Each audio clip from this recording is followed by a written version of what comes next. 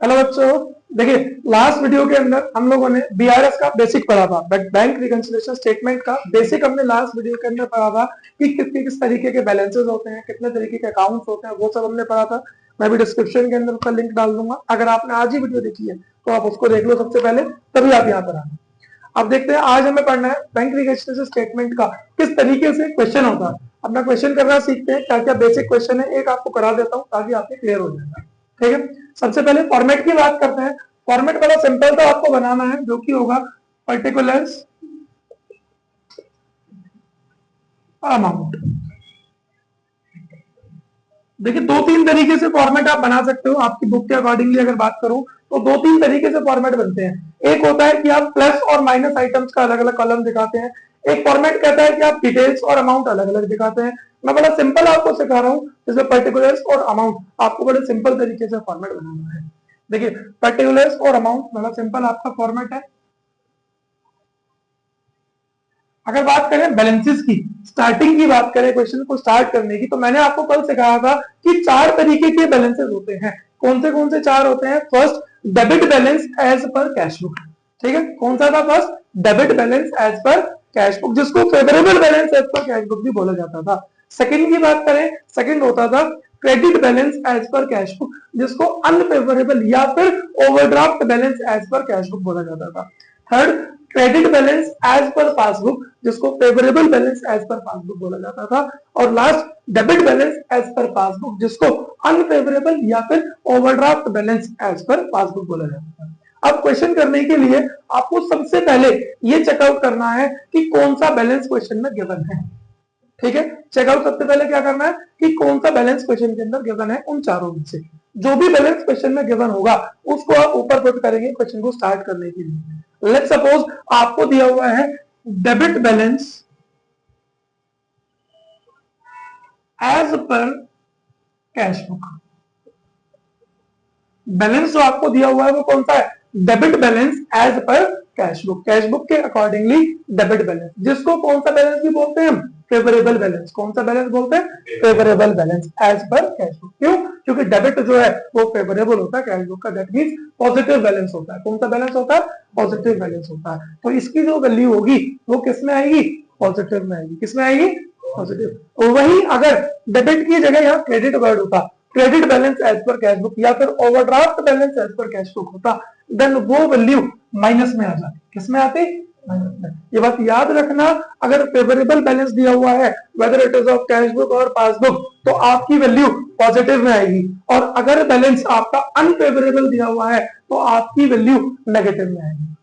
ठीक है, अगर फेवरेबल बैलेंस दिया हुआ है, चाहे कैश बुक है चाहे पासबुक है, तो वैल्यू किस में आएगी? यहाँ पर पॉजिटिव में। और अगर बैलेंस अनफेवरेबल दिया हुआ है तो वैल्यू किस पर आएगी? किस में आएगी? यहाँ पर नेगेटिव आएगी। ये बात सबसे इंपॉर्टेंट पॉइंट, पहली चीज क्वेश्चन को स्टार्ट करने की।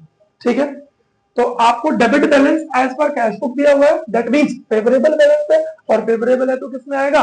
प्लस में आएगा, पॉजिटिव में आएगा।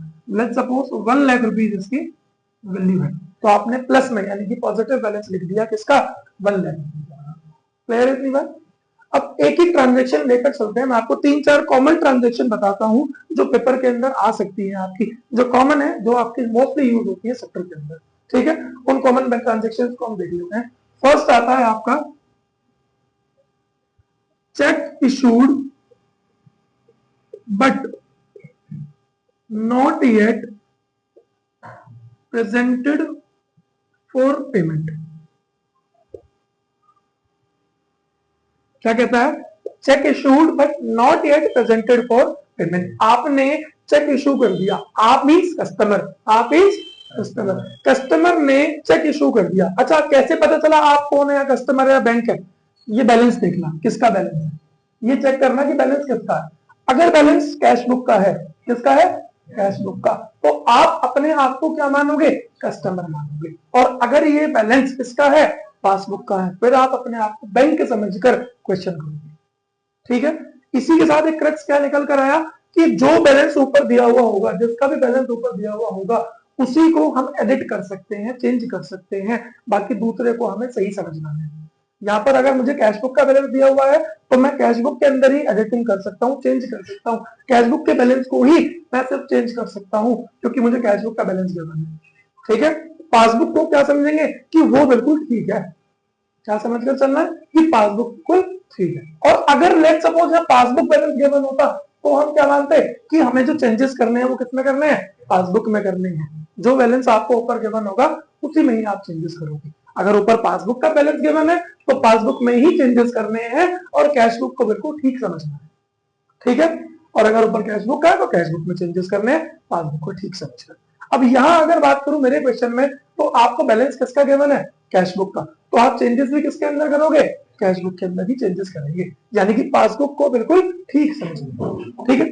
पॉइंट समझते हैं क्या कहता है, check issued but not yet presented for payment. आपने चेक इशू किया लेकिन अब तक वो पेमेंट के लिए प्रेजेंट नहीं हुआ। मतलब कि आप एक कस्टमर हो, आपने किसी को चेक इशू कर दिया, एक चेक बनाया, चेक काट कर दे दिया, लो भाई ये पेमेंट हो गई।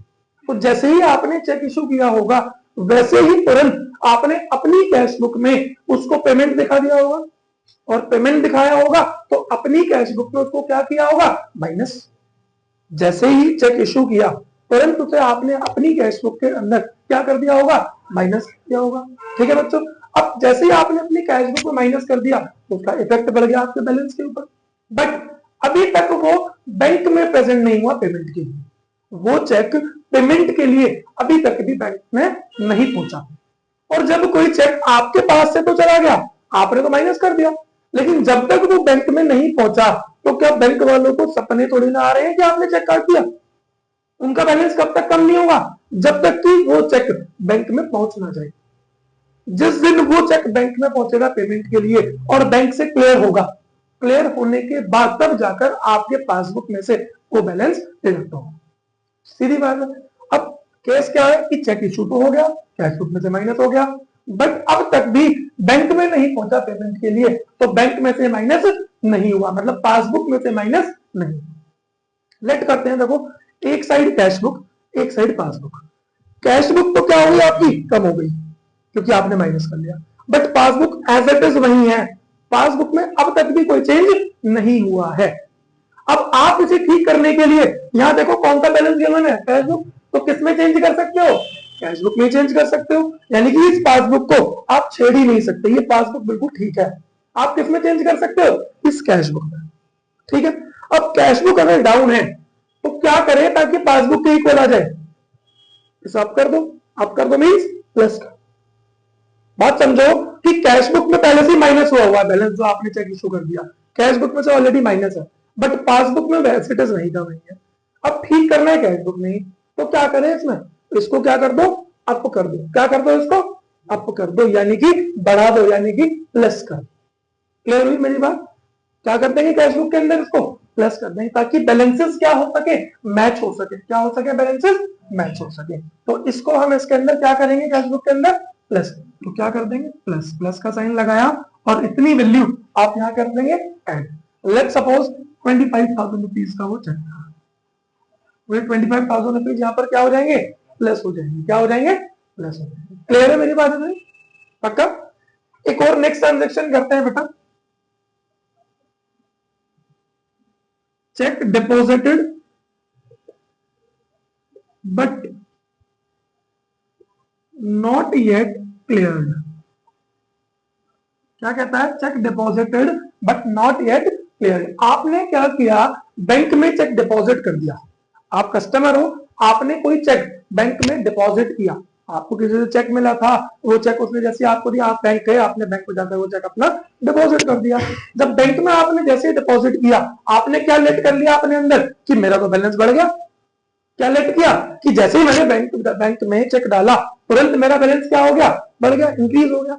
बट क्या एक्चुअल में वो इंक्रीज हुआ है अब तक, नहीं। क्यों, क्योंकि वो वहां से क्लियर ही नहीं हुआ अब तक, वो चेक अब तक भी क्लियर नहीं हुआ बैंक से। जब तक कि वो चेक बैंक से क्लियर ना हो जाए तब तक आप उसको अपने आप पर प्लस कैसे कर लोगे, तब तक बैलेंस कैसे बढ़ जाएगा पासबुक का। देखिए हम बोल रहे थे कि चेक आपने डिपॉजिट किया और वो अब तक क्लियर नहीं हुआ, यानी कि आपने बैंक के अंदर चेक डाला, आपके पास तुरंत आपने प्लस कर लिया होगा अपनी कैश बुक में, बट जब आपने बैंक में डाला, जब तक वो बैंक में प्लस ना हो जाए, क्लियर ना हो जाए, तब तक पासबुक में प्लस नहीं होगा। अब आपने तो कैश बुक को बढ़ा लिया, प्लस कर लिया, ये कैश बुक मान लो आपने तो कैश बुक को बढ़ा दिया, प्लस कर लिया, but passbook as it is वहीं की वहीं है अब तक भी। क्यों? क्योंकि चेक आपका क्लियर नहीं हुआ अब तक। जब तक चेक क्लियर नहीं होगा तब तक पासबुक वही रहेगी। और आप चेंजेस किसमें कर सकते हो? यहाँ कौन सा बैलेंस है? कैश बुक का। तो चेंजेस भी किसमें कर सकते हो? कैश बुक में। तो एक बात बताओ, इस कैश बुक में क्या चेंज करें कि ये पासबुक के इक्वल आ जाए? ज्यादा हो रही है तो उसको क्या कर दो? कम। और कम कर दे मतलब माइनस। तो क्या कर देंगे हम अपने बैलेंस को? माइनस कर देंगे ताकि ये दोनों क्या हो जाए? इक्वल हो जाए। तो check deposited but not yet cleared, इस ट्रांजेक्शन का क्या होगा? इसको हम क्या करेंगे? माइनस करेंगे। क्या करेंगे बेटा? माइनस करेंगे। लेट्स सपोज 15,000 रुपीज के चेक्स थे, तो ये हमने क्या कर दिए? माइनस कर दिए यहाँ पर। क्लियर है मेरी बात इतनी? किसी को कोई डाउट? चलिए नेक्स्ट ट्रांजेक्शन करते हैं। बैंक चार्जेस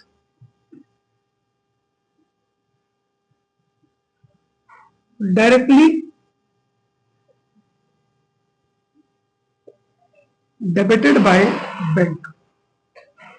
क्या ये transaction? Bank charges directly debited by bank. Basically bank charges का मतलब क्या होता है कि बैंक अपने जो भी चार्जेस कट करता है, जैसे आपने अगर एटीएम इशू कराया हुआ है तो उसके लिए बैंक को चार्जेस डिडक्ट करता है एवरी ईयर। आपने चेकबुक इशू कराई है तो उसके लिए वो चार्जेस डिडक्ट करता है। जो भी आपके चार्जेस होते हैं बैंक के, वो इसके अंदर आते हैं। अब जब बैंक आपसे कोई चार्जेस डिडक्ट करता है तो जरूरी नहीं है कि उसकी इंफॉर्मेशन आप तक पहुंच जाए सही टाइम से। ऑब्वियस है कि जरूरी नहीं कि उसकी कम्युनिकेशन आपके पास टाइमली पहुंच जाए। बैंक ने चार्जेस डिडक्ट किए, आपको वो पता नहीं है अब तक। बैंक जब डिडक्ट करेगा तो वो कहां से डिडक्ट करेगा? आपकी पासबुक से। बैंक ने आपकी पासबुक से कोई चार्जेस डिडक्ट कर लिए और आपके पास तक वो इन्फॉर्मेशन नहीं है, तो क्या चेंजेस हुए? देखो ये कैशबुक, ये पासबुक। कैशबुक तो एज इट इज नहीं है क्योंकि आपके पास कोई इन्फॉर्मेशन नहीं है, बट बैंक ने पासबुक में से डिडक्ट कर दिए तो पासबुक क्या होगी? कम हो गई। बैंक ने पासबुक में से डिडक्ट कर दी तो पासबुक क्या हो गई बेटा? कम हो गई। और कैशबुक क्या है? एज इट इज वही की वही है। तो अब आप क्या चेंजेस करो कैशबुक के अंदर की इक्वल हो जाए? तो कैशबुक को क्या कर दो? डिडक्ट कर दो। क्या कर दो? कैशबुक को भी डिडक्ट कर दो, ताकि आपके जो बैलेंसेस हैं वो इक्वल हो जाए और मैच हो जाए। तो यहाँ पर इस केस में इसको भी हम क्या करेंगे बेटा? माइनस करेंगे। लेट्स सपोज ये अमाउंट थी 1,000 रुपीज, तो उसको हमने क्या कर दिया? डिडक्ट कर दिया, माइनस कर दिया। क्लियर है? नेक्स्ट देखते हैं। देखो इंटरेस्ट क्रेडिटेड बाय बैंक।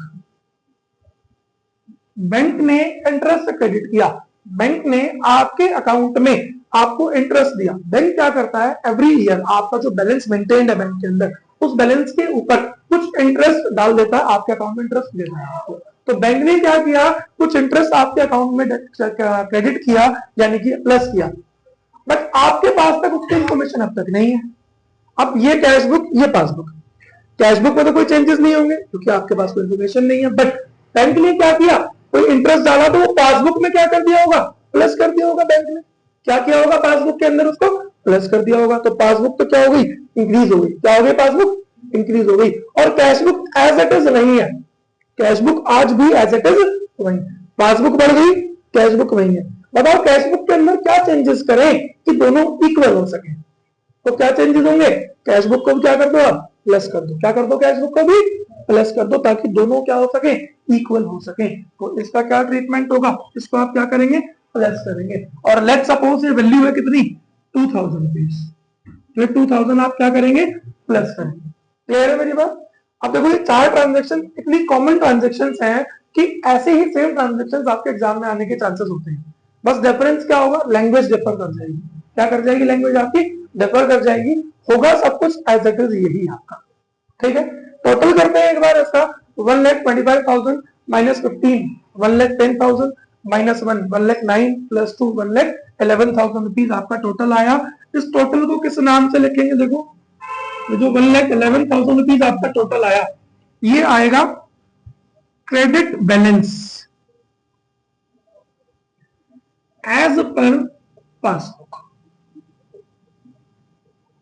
किस नाम से आया? Credit balance as per passbook. Sir पता कैसे चला हमें कि ये कौन सा बैलेंस आया निकल कर? देखो ऊपर कौन सा बैलेंस दिया हुआ है, तो ऑब्वियस है कि अगर कैशबुक का बैलेंस डायरेक्टली गिवन है तो नीचे कौन सा बैलेंस निकलेगा? किससे मैच कर रहे हो आप कैशबुक को? पासबुक से। कैशबुक को किससे मैच कर रहे हो? पासबुक से। तो बैलेंस तो किसका आएगा? पासबुक का। अब ये कैसे पता चला डेबिट है कि क्रेडिट है? तो ये वैल्यू चेक करो, ये वैल्यू प्लस में है या माइनस में है। अगर ये वैल्यू प्लस में आती है, तो पासबुक का प्लस क्या था, पासबुक का प्लस क्या कहता था, क्रेडिट बैलेंस। कौन सा बैलेंस, क्रेडिट। तो मैंने इसलिए यहाँ क्या लिख दिया, क्रेडिट बैलेंस। आपको चेक करना है दो चीजें, पहली के ऊपर कौन सी बुक आप बना रहे, कौन सा बैलेंस दिया हुआ है, कैश बुक का दिया हुआ है तो नीचे पासबुक का है। दूसरा, ये बैलेंस प्लस में है या माइनस में, पॉजिटिव है या नेगेटिव है। अगर पॉजिटिव बैलेंस है तो भाई आप उसी बुक का पॉजिटिव बैलेंस देख लो, फेवरेबल बैलेंस कौन सा होता है, कि मैंने पासबुक का बैलेंस आया, मेरे पासबुक का पॉजिटिव बैलेंस कौन सा होता है, क्रेडिट बैलेंस। कौन सा होता है, क्रेडिट बैलेंस। तो इसलिए बैलेंस भी कौन सा आ गया, credit balance as per passbook. Clear है मेरी बात, किसी को कोई डाउट इसके अंदर, किसी को कोई डाउट हो तो आप कमेंट सेक्शन के अंदर बता सकते हो, इसका स्क्रीनशॉट ले लो। बाकी ऐसी और वीडियोस देखने के लिए हमारे चैनल को लाइक शेयर और सब्सक्राइब करें आप लोग, स्क्रीनशॉट ले लीजिए।